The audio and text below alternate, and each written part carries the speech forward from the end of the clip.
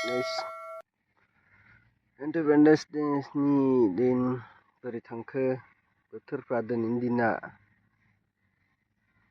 गासिबो मोजाङानो थांदोंना?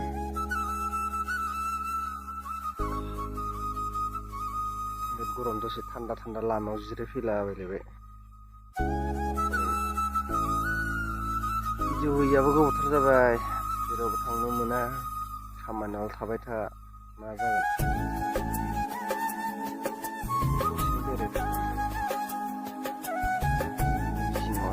फुख्रि खाथियाव जिरायनानै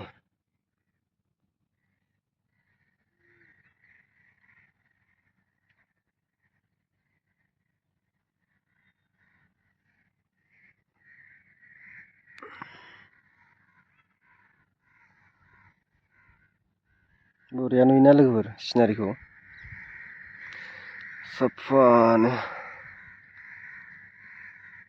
मबाइलावसो बोरै नुयोथाय पात्ता गैला, जोंलाय मोजां नुयो आरो।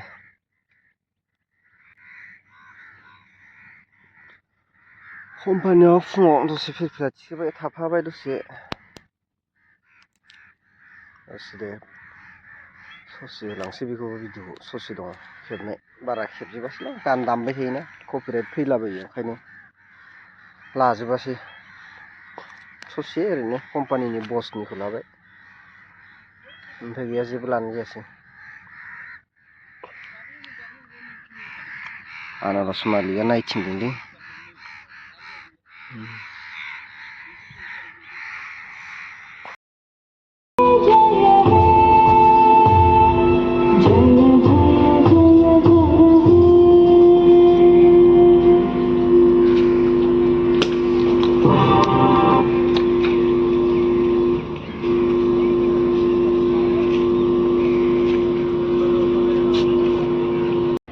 बातें ख़त्म नहीं होंगी। माशाल्लाह वो इतने अच्छे लोग थे, आज़ादी के दीवाने थे, लिटरली वो आज़ादी के दीवाने थे। बहरहाल अपनी बात को छोटी करते हुए बोलेंगे कि अल्हम्दुलिल्लाह 78 साल हो गए हमारे मुल्क को आज़ाद हुए। ये अल्लाह का बहुत बड़ा एहसान और करम है कि अल्लाह ने हमें इस दिन के मौके पर आज़ादी अता फरमाई, अल्हम्दुलिल्लाह। दूसरा ये भाई 200 साल से भी ज़्यादा जायद जो है अंग्रेजी हुकूमत रही, उसकी वजह ये थी कि हम लोग में ना इख्तलाफ, हम लोग मुत्तहिद नहीं थे।